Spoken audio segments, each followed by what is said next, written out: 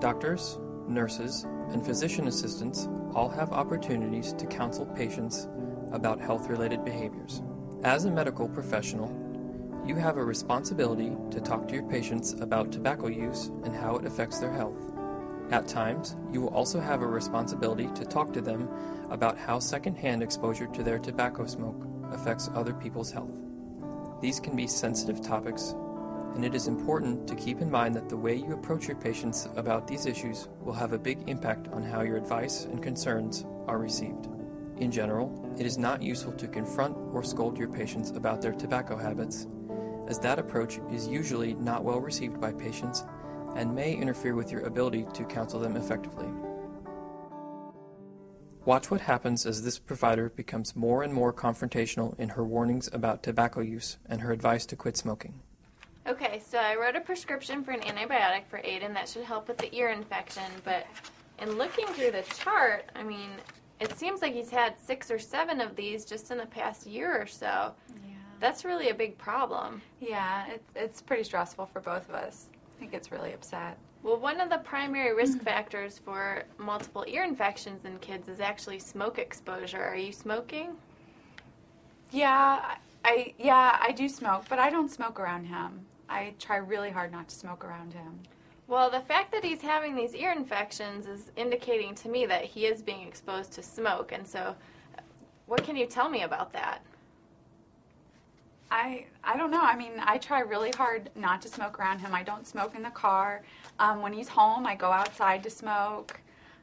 I know it's bad, and I know it's bad for him, so I don't want him to be around it, so I try really hard. I really need you to quit smoking, both for your health and for Aiden. Did you know smoking around your child is associated not only with ear infections, it could get to the point where you have to put tubes in his ears pretty shortly here, but also things like vitamin C deficiency, cavities, like dental cavities, behavior problems, asthma, other upper respiratory infections. It's really putting him at a lot of risk.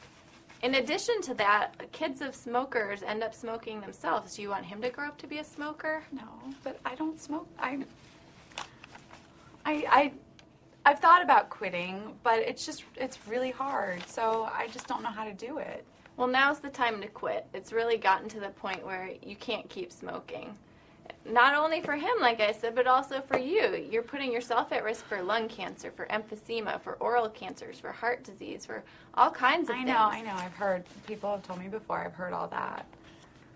I just don't know how to do it. How am I supposed to quit? It's so hard. Well, there's all kinds of things you can use now. It's not as hard as it used to be. You can use nicotine replacement. There's patches, there's lozenges, there's gum, there's the inhaler, there's nasal spray.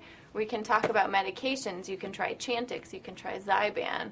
There's quit smoking groups you can go to. There's hotlines you can call. I just don't have time There's for no any of reason that. why you shouldn't be able to quit. This is really important. I understand that. I know it is.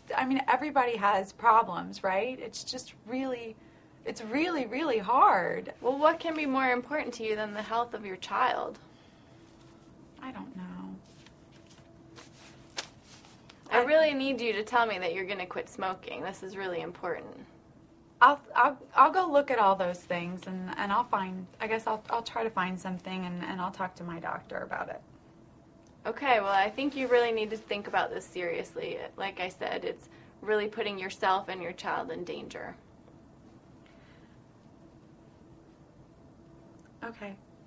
Whatever. Okay. Okay. By starting the interaction with an accusatory question, "Are you smoking?" the provider immediately put this parent on the defensive and minimized the likelihood of a productive discussion. She then proceeded to lecture and scold the parent repeatedly, while ignoring the parent's multiple remarks regarding her low confidence in her ability to successfully quit smoking. Once the parent felt completely defeated, she caved in and announced that she would quit smoking. It is clear to any observer that this parent had no intention to quit smoking at this time, but rather that she was simply attempting to bring an end to the uncomfortable confrontation. In this case, the provider wasted an excellent opportunity to work with a mother who was expressing a real desire to quit smoking, coupled with a lack of confidence in her ability to do so.